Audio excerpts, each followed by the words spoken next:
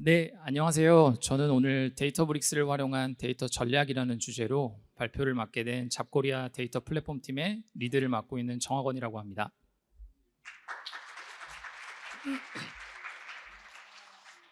이게 오프라인 행사는 저도 되게 오랜만이어서 좀 많이 긴장되고 떨리는데요. 그래도 준비한 만큼 그 경험을 잘 전달드릴 수 있으면 좋을 것 같아서 좀 편하게 말씀드려 보도록 하겠습니다. 기존에 그 준비하는 과정에서는 아마 EMR에서 데이터브릭스로의 여정이라는 주제로 좀 그 제목을 잡았었는데 아마 그걸 듣고 오신 분들도 일부 계실 것 같긴 하고, 근데 이제 진행하는 과정에서 목차를 좀 추리다 보니 아 결국에는 데이터 전략이라는 것들을 데이터 플랫폼을 만들 때 고민하시는 분들이 많으실 것 같아서 그런 부분들을 좀 경험을 같이 공유하면 좋을 것 같다는 생각에서 좀 목차를 바꿨습니다. 그래서 그 EMR이나 이런 부분들에 대한 내용은 당연히 안에 들어간 있는데 그 전체적인 부분들은 데이터 전략이라는 부분들을 좀 포커스해서 말씀드려 볼 수 있도록 하겠습니다. 그래서 전략 변화에 대한 부분들은 좀 간단하게 말씀드리고, 그다음에 데이터브릭스를 활용한 데이터 전략이라는 주제를 할 때 저희들이 어떤 고민을 했는지, 그리고 데이터 플랫폼을 만드시는 분들께서는 데이터브릭스를 활용하신다면 어떤 고민들을 하셔서 만드시면 좋으실지, 이런 부분들을 같이 경험을 전달할 수 있는 시간이 됐으면 좋겠습니다.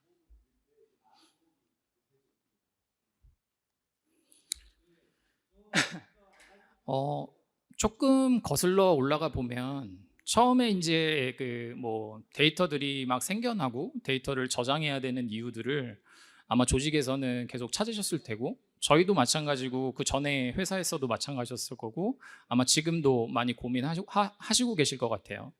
데이터 저장하는 이유를 저는 개인적으로 어떻게 생각하냐면, 고객에게 또는 사용자에게 어떤 데이터를 제공하기 위해서 데이터를 저장하는 부분, 그리고 그 데이터를 통해서 비즈니스의 인사이트를 찾기 위해 BI나 이런 워크로드를 지원하기 위해서 데이터를 모으는 부분, 또는 어떤 유용한 제품이나 아니면 최근에 이제 머신러닝 워크로드를 그 안에 지원하기 위해서 데이터를 저장하시는 것 같아요.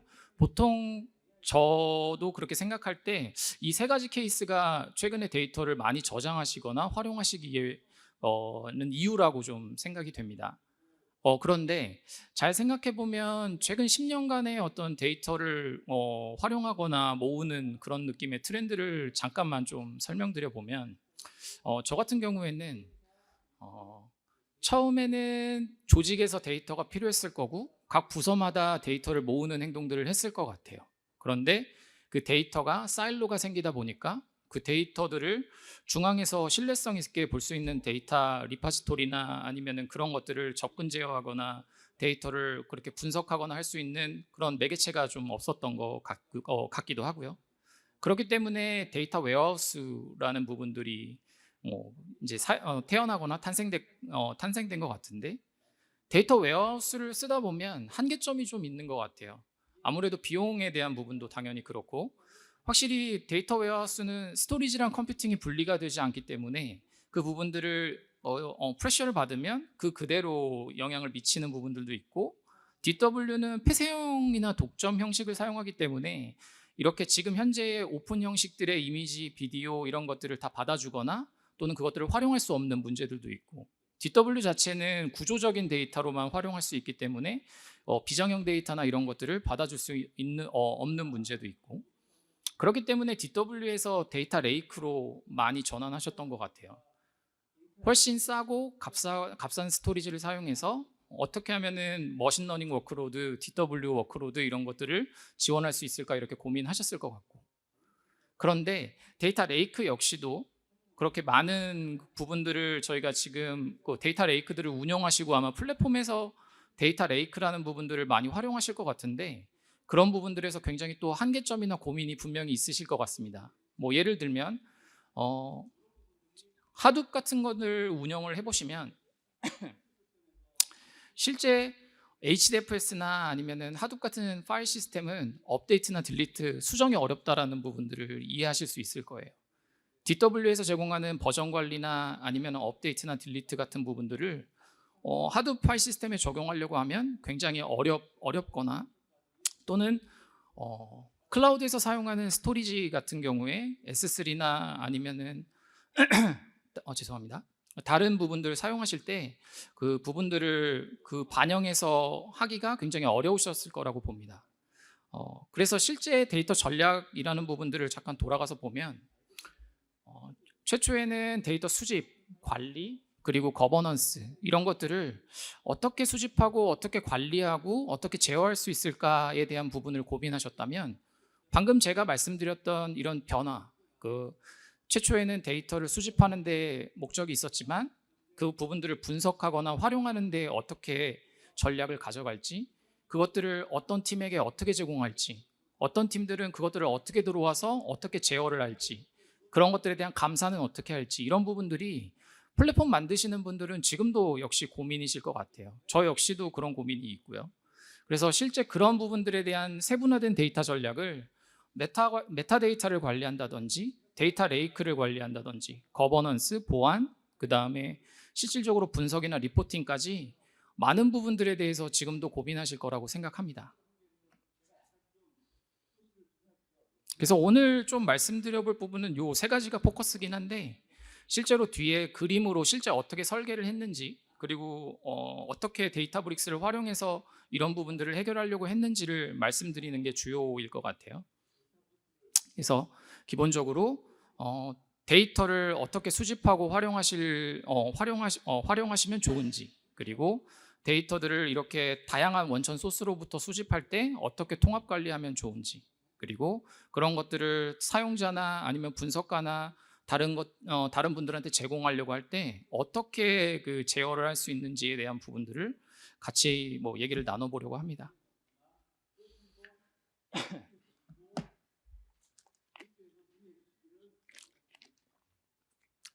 죄송합니다. 첫 번째 자원 활용에 대한 얘기를 좀 안 할 수가 없을 것 같은데요. 예를 들면 제가 생각할 때는 클라우드에서 자원은 곧 비용인 것 같거든요. 그러니까 예를 들면 여행을 가실 때 저희가 숙박을 하거나 렌터카를 빌리거나 결국 시간당으로 자원을 빌리는 것들에 대한 비용을 지불하신다고 생각합니다. 결국 그 숙박에 대한 부분을 선택하시거나 아니면은 렌터카를 선택하시는 건 사용자의 몫이지만 어떤 자원을 들여서 최고의 성능을 낼지 또는 그 비용을 적절히 써가지고 저희가 원하는 결과를 얻을지는 항상 고민이실 것 같아요. 저 역시도 고민이고 데이터 플랫폼을 만드는 데 있어서 아마 크게 세 가지 정도일 것 같은데, 분석 플랫폼을 제공하시려고 하실 때 그 분석 플랫폼을 돌리기 위한 자원, 그리고 데이터 수집이라는 부분들, 다양한 비즈니스 안에 인터널 데이터들을 클라우드로 갖고 오거나 그런 부분들을 수집하시려고 할 때 필요한 자원, 그리고 그런 부분들을 DW BI 워크로드나 머신러닝을 만들려고 할 때 그 데이터를 준비해 주거나 데이터를 ETL하는 그런 부분들에 있어서의 자원. 그런데 이 자원들 어떻게 활용하고 계세요? 저 같은 경우는 답은 없는 것 같은데 실제 사용하다 보면 장단점은 좀 있는 것 같거든요. 그러니까 예를 들면 OTT 같은 그런 솔루션들을 사용하실 때 넷플릭스나 왓챠 이런 것들 말이죠. 계정을 공유해서 쓰셨을 때 장점이라고 저는 좀 생각을 해보면 아무래도 실제 비용이 좀 저렴해지는 그런 부분들. 근데 실제 그 단점 또는 좀 계정을 공유하면서 좀 이슈가 되는 부분들은 제가 정말 이 자원을 필요로 할 때 자원의 경합이 일어나서 누가 시청하고 있을 때 제가 못 본다거나, 아니면 실제 그 부분들이 제가 지금 어떤 것들에 대한 부분들을 이슈가 생겼을 때, 이 자원에 대한 이슈가 생겼을 때 정확하게 책임 추적성을 이건 누구 때문에 그런 거야 라고 확보할 수 없는 문제들이 좀 있었던 것 같아요. 그리고 밑에 자원을 상시 구동하거나 아니면 필요시에 구동하는 문제, 이런 부분들도 나는 온디맨드로 자원을 계속 켜놓고 쓸 거야 라고 하시는 분들도 있을 거고, 또는 필요에 따라서 이걸 내렸다가 킬 수도 있어 라고 하시는 분들도 있을 거고, 또는 성능 높은 자원이나 가성비 높은 자원, 이런 부분들도 굉장히 선택하시기 어려울 것 같긴 해요. 저 같은 경우도 마찬가지긴 한데, 예를 들면 서울에서 부산을 가는데 8명을 태워야 될 때 뭐 스타렉스, 더 비싼 스타렉스를 써야 되는지 아니면은 그 마티즈를 끌고 갈 건지, 이런 부분들이 필요에 따라서, 조직의 비즈니스에 따라서, 환경에 따라서 좀 다를 수 있을 것 같거든요. 근데 이런 부분들에 대해서 어떻게 하면 비용 효율적으로 저희가 자원을 써서 그런 고민들을 해결할 수 있을지에 대한 부분들을 좀 말씀드려 보도록 하겠습니다.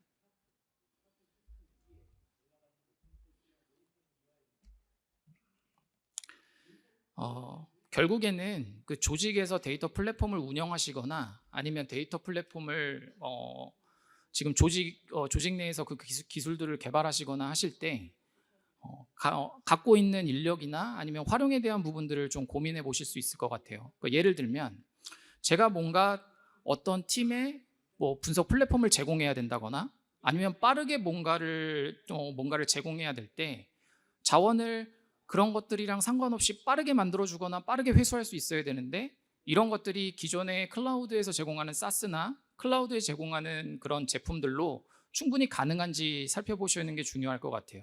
또는 그런 것들을 선택하거나 변경할 때 제가 비싼 돈 주고 자원을 사용하다가 갑자기 이 비즈니스가 그렇지 않아져서 이 싼 자원으로 바꾸고 싶을 때 비즈니스에 영향도 없이 얼마큼 빠르게 체인지할 수 있는지도 굉장히 고민해 보셔야 될 것 같고, 내가 온디맨드로 켜놨는데 이 자원이 사용되지 않은 채로, 유틸라이제이션이 굉장히 낮은 채로 계속돼서 사용되는데 돈만 나가고 실질적으로 사용되고 있지는 않은지, 뭐 이런 부분들에 대해서 좀 고민해 보셔야 될 것 같습니다.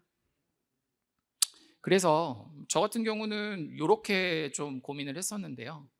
실질적으로 초기에 고민했던 부분들은 뭔가 적은 인력으로 빠르게 분석 플랫폼을 제공하거나 빠르게 뭔가를 서비스를 해야 됐었기 때문에 각 팀에서 그 공유되는 분석 자원을 이용해서 그 부분들을 제공했던 것 같아요. 그래서 공유된 분석 자원의 큰 자원들을 뒤에서 만들어 놓고 앞에 그 뭐 EMR로 따지면 제플린이나 휴 같은 분석 환경이 될 것 같고요. 그런 분석 환경들을 앞에다 붙여서 분석가나 팀들에서 그 부분들의 분석 자원을 쓸 수 있게끔 해줬던 것 같은데, 실제 해보면 자원 경합의 문제, 그리고 어떤 사람들이 무거운 분석을 돌렸을 때 어떤 사람들은 자원을 제대로 할당받지 못하는 문제, 이런 부분들이 사실 많이 발생을 했었고요. 서비스 역시도 동일했었습니다. 많은 분들이 워크플로우를 그릴 때 에어플로우나 그 기타 비슷한 것들로 그리실 것 같은데, 그런 걸 하실 때도 파이프라인이 많아지면 많아질수록 분석의 그 서비스 자원에 대한 부분들을 공용으로 쓰시면 어떤 파이프라인의 서비스가 돌 때 그 자원이 그 동일한 타임에 돌고 있는 다른 파이프라인에 영향을 미치거나 하는 부분들이 뭐 일부 있었습니다. 또는 다수 있었거나. 그런데 이것들을 그 전에 해결하지 못했던 건 아닙니다. 그 전에 방법들을 이용해서도 해결할 수 있는 방법은 있었는데, 결국에 적은 인력으로 또는 그 기술적인 도움을 외부에서 받았을 때 얼마나 효율적으로 할 수 있는지가 좀 관건이긴 했었거든요. 그런데 데이터브릭스를 활용하면 이렇게 오른쪽에 보이시는 것처럼 하실 수 있을 것 같아요. 예를 들면 팀마다 자원을 나눌 수 있을 것 같습니다. 근데 정의하는 게 어렵지가 않아요. 그냥 단순히 폴리시나 아니면은 그런 것들을 자원을 미리 만들어 놓기만 하는 거죠. 쓰지는 않고. 그래서 정말 그 팀에서 또는 그 분석가들이 들어와서 사용할 때 그 자원이 켜지고 그 자원이 꺼지는 겁니다. 그래서 그 부분들의 환경에 따라서도 좀 다르게 접근하실 수 있을 것 같아요. 예를 들면 머신러닝 엔지니어들이나 데이터 엔지니어 분들 같은 경우에는 직접 셀 기반 노트북에서 개발하시기를 원하는 분들이 되게 많거든요. 그런데 그런 부분들을 제공하는 환경과 실제 SQL만 사용하셔가지고 DW 분석을 하시거나 분석가 하시는 분들은 SQL 에디터 화면만 보시고 싶어 하시는 분들도 있거든요. 왜냐하면 파이썬이나 그런 언어적인 접근을 하시지 않기 때문에. 그런데 전에는 그 개발 환경들이 분리되어 있거나 또는 필요에 따라서 나눠서 이렇게 제공해 드리거나 했는데, 데이터브릭스는 이제 그것들이 하나의 통합 화면에서 제공이 가능합니다. 잘 아시겠지만 그런 부분들을 필요에 따라서 팀의 목적상 또는 그 부분의 활용성상 분리해서 제공해 드릴 수 있을 것 같습니다.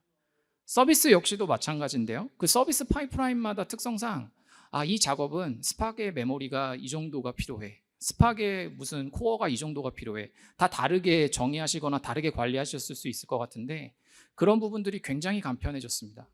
그래서 데이터브릭스를 활용하시면 그런 부분들을 정의하고 그 서비스 파이프라인이 뜰 때 그 부분들을 불러서 활용하시고 꺼지는 느낌으로 디자인하실 수 있게 됩니다.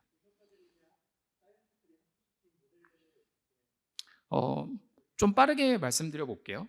데이터 로드나 활용을 할 때 기존에는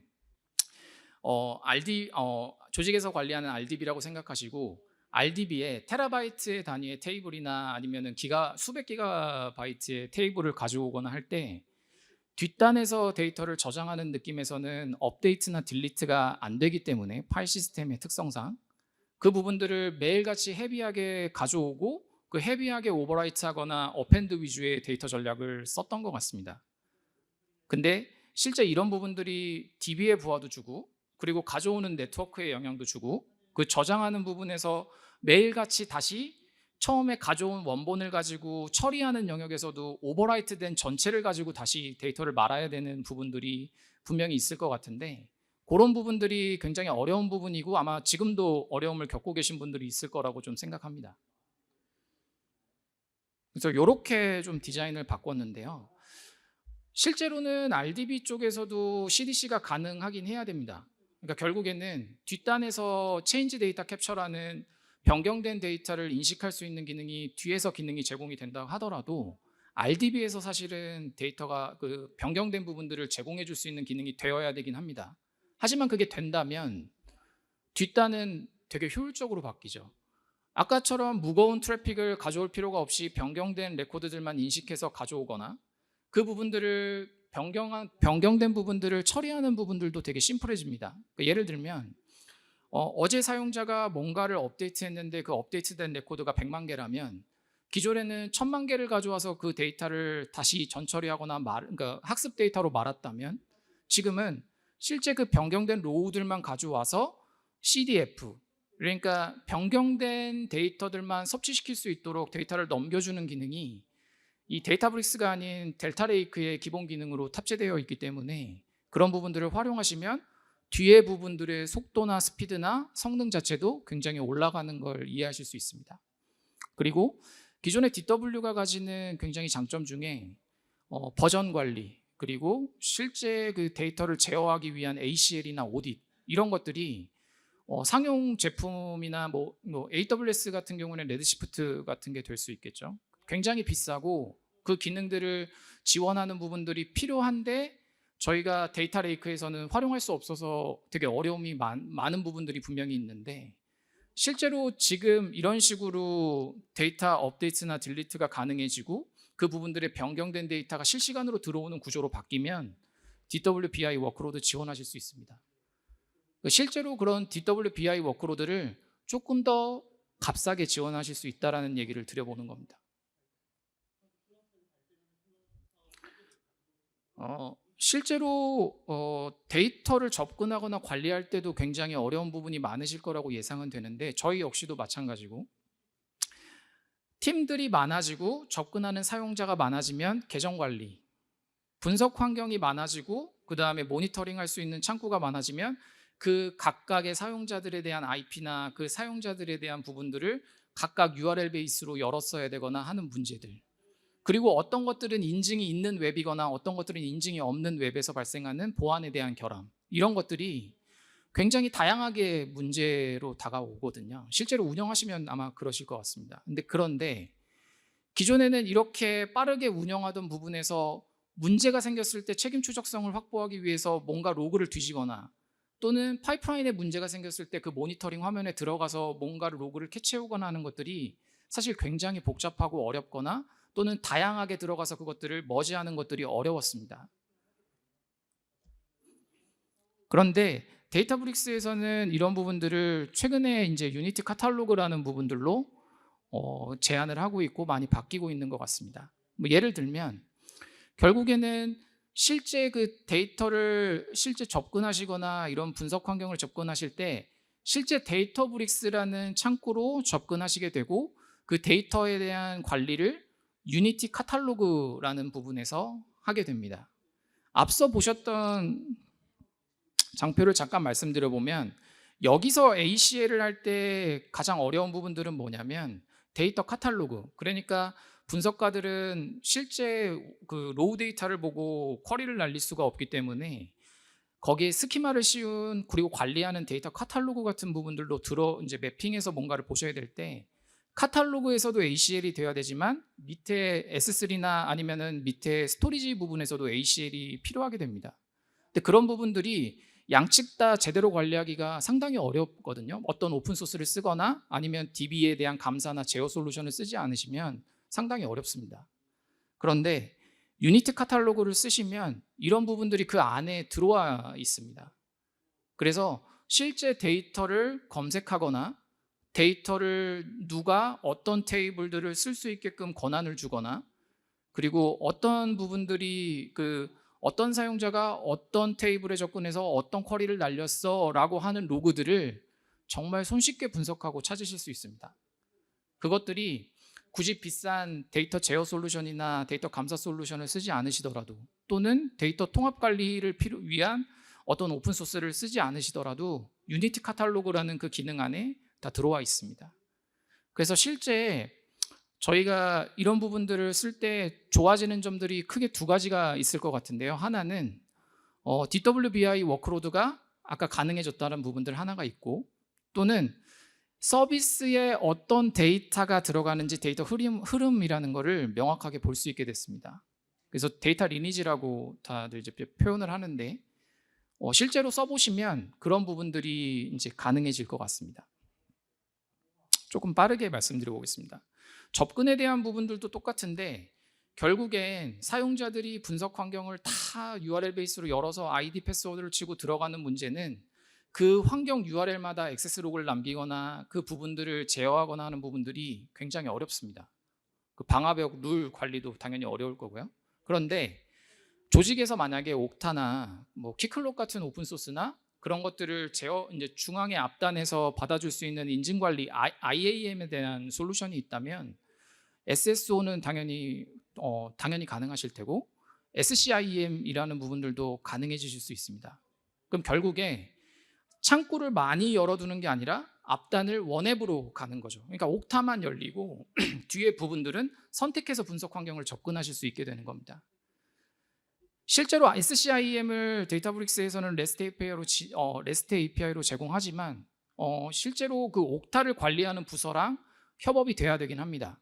왜냐하면 그 System for Cross Domain Identity Management라고 하는 SCIM이 되려면 실제 아이디에 대한 공급자를 제공하는 사람하고 실제 그걸 이용하는 사람끼리 실제 그 합이 맞아야 되기 때문에 그 옥타를 SCIM을 이용하시려면 그런 협의가 좀 필요하긴 하지만 기능이 되기 때문에 앞에서 들어오시는 부분들이 이렇게 일원화된 창구를 통해서 들어오실 수 있다, 이렇게 말씀드릴 수 있을 것 같습니다. 이거는 좀 논리적으로 좀 이해를 돕기 위해서 좀 장표를 그려본 건데요. 실질적으로는 여기 보시면 사용자가 데이터브릭스의 워크스페이스에 들어오게 됩니다. 그러면 워크스페이스에 들어오면 실제 그 기존의 EMR이나 그 다른 환경들을 쓰셨을 때는 이런 것들에 대한 제어를 다른 솔루션에 위임하거나 아니면 그 부분들의 관리를 DW가 아니고 데이터 레이크 기반에서 하는 거기 때문에 ACL을 하는 게 굉장히 어려웠습니다. 그런데 데이터브릭스로 유니티 카탈로그를 도입하게 되면 이런 식의 ACL을 먼저 걸치고 내가 사용할 수 있는 테이블이나 데이터베이스나 스키마를 확인해서 그 뒤에 부분들을 보여지거나 쿼리를 날릴 수 있게 됩니다. 그리고 하는 액션들은 모두 다 오딧에 남게 된다고 이해해 주시면 될 것 같습니다. 이런 오딧들은 실제 지금 데이터브릭스에서 좀 다르게 빠져나온 프로젝트로 관리하고 있는 오버워치라는 그런 솔루션에서 데이터 마트 형태로 말아서 실질적으로 제공해 주기 때문에 얼마든지 분석하고 대시보드를 그리실 수 있을 것 같습니다. 좀 빠르게 진행했는데 좀 요약을 좀 해보겠습니다. 결국에 데이터브릭스를 도입하면서 좀 고민했던 부분들은 앞서 말씀드린 부분들이 저희 좀 키포인트긴 한데 결국에는 데이터를 어떻게 로드하고 활용할 것인가, 그리고 그 부분들을 어떻게 통합 관리할 것인가, 그리고 보안상의 또는 컴플라이언스상의 이슈가 없게 어떻게 제어하고 거버넌스 측면에서 관리할 것인가, 이런 부분들 이제 많이 고민했던 것 같고, 아마 앞으로도 데이터 플랫폼을 클라우드에서 운영하시거나 이런 것들을 ISMSP나 이런 것들을 수감받으시는 분들은 굉장히 고민이 많으실 것 같습니다. 그런데 실제 해보면 그런 부분들에 대한 고민을 좀 많이 해결해 줄 수 있는 부분들이 데이터브릭스를 활용하니까 있었다라고 좀 말씀드리는 거고, 그런 부분들이 자원 활용도 굉장히 좋아졌고, 그 방금 말씀드린 그 ACL이나 오디트에 대한 부분들도 당연히 강화됐고, 데이터를 검색하거나 서비스를 만들 때 어떤 데이터를 어떻게 말아서 어떤 서비스에 다가는지 서비스 흐름을 파악하는 데도 굉장히 도움이 많이 됐다. 그리고 당연히 아까 말씀드렸지만 변경된 데이터를 캡처하거나 에시드라는 부분들이 RDB처럼 데이터 레이크에 지금 S3를 이용하면서도 그게 제공이 되기 때문에 DWBI 워크로드가 지원이 가능해질 뿐더러 그 속도가 되게 빨라졌다. 배치 위주의 로드 전략이었다면 이제는 실시간 위주의 업데이트나 딜리트를 가능하게 하는 서비스 자체가 빨라졌다, 이렇게 보시면 될 것 같습니다. 접근 관리 아까 말씀드린 부분과 크게 다르지 않고요. 그로 인해서 성능도 굉장히 뒤따라오는 보상인 것 같습니다. 마지막 장표인데요. 그 앞서 말씀드린 부분들을 좀 한 장으로 요약했습니다. 그래서 필요하시면 아마 좀 참고해 보시면 좋을 것 같고요. 결국에는 기존에 이렇게 초기에 뭔가 빠르게 데이터 플랫폼을 만드시는 부분에서 좀 부족하시거나 아니면 간과하셨던 부분들이 있다면 데이터브릭스라는 솔루션을 써서 이런 부분들도 좀 활용해 보실 수 있을 것 같다라는 부분들을 좀 말씀드릴 수 있을 것 같습니다. 네, 그 관련 직무로 굉장히 저도 해보니까 데이터 엔지니어링이라는 게 굉장히 어려운 것 같은데요. 관련 직무로 고생하시는 분들 모두 화이팅 했으면 좋겠고, 발표는 이상으로 마치겠습니다. 감사합니다.